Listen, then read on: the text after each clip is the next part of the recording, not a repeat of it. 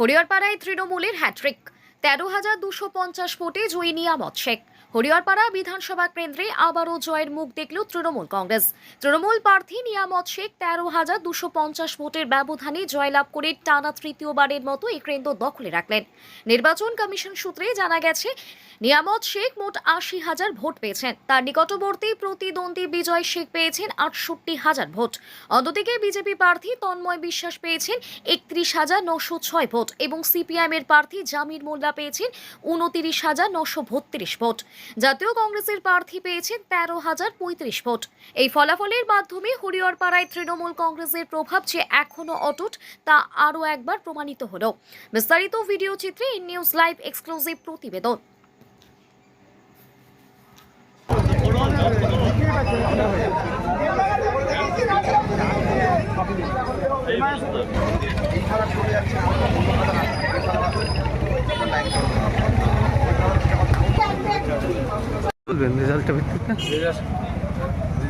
কি বলবো আমি, ইভিএম এ কি কোনো কিছু আছে, এরকম কিছু মনে হচ্ছে? সব ঠিক ঠিক হয়ে গেছে।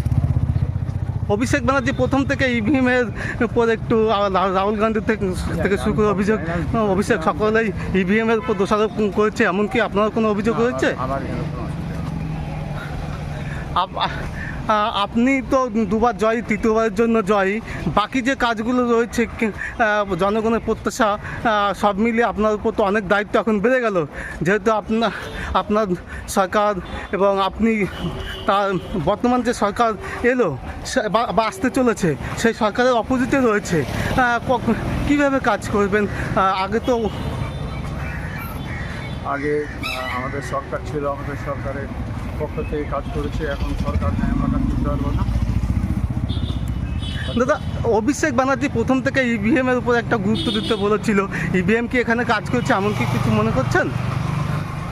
এখন আমাদের রাজ্য নেতৃত্ব এবং আমাদের অভিষেক মহাশয় যেটা বলেছেন, নিশ্চয়ই ভালো ভেবেছেন, তাই বলেছেন।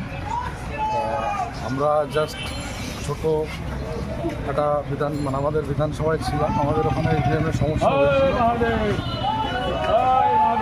হরিহরপাড়ায় তো উন্নয়ন তো অব্যাহতি থাকবে। আপনাদের প্রার্থী যেভাবে এর আগে কাজ করেছেন, মানুষ ভোট দিয়েছেন, মানুষের আশীর্বাদ আমাদের বিধায়ক সাহেব করেছেন। মানুষের জন্য যেটাও করার বিধায়ক সাহেব নিশ্চয়ই করবেন। ধন্যবাদ।